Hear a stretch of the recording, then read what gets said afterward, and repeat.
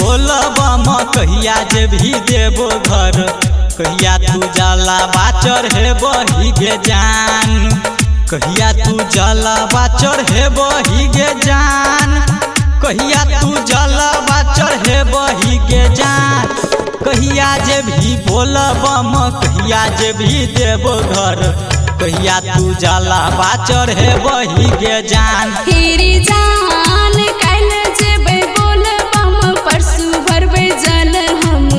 तरसू हम जल बाचर ही बैरी जान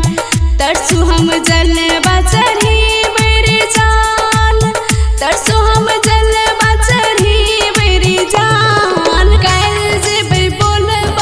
परसू भरबे जल हम तरसू हम जल बाचर ही बैरी जान। डीजे क्रांति बोला बोला बाबा गरीबनाथ की।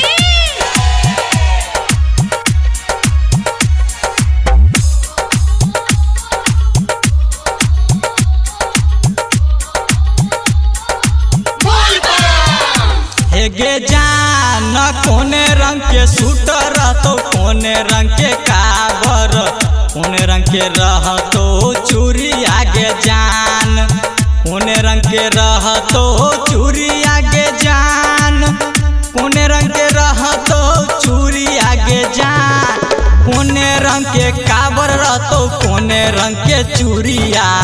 कोने रंग के रहतो सूटा भागे जान तेरी जान पिया रंग की सुट रहते लाले रंग की काबरा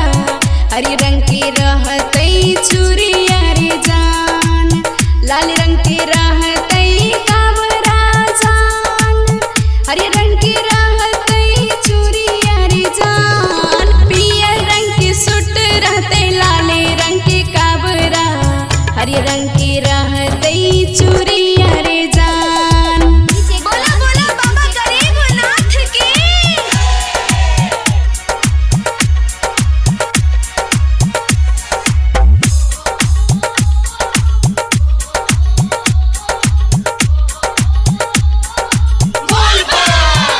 हे गे जान कथी ढारबे भोला जी पर कथी के पूजना माँ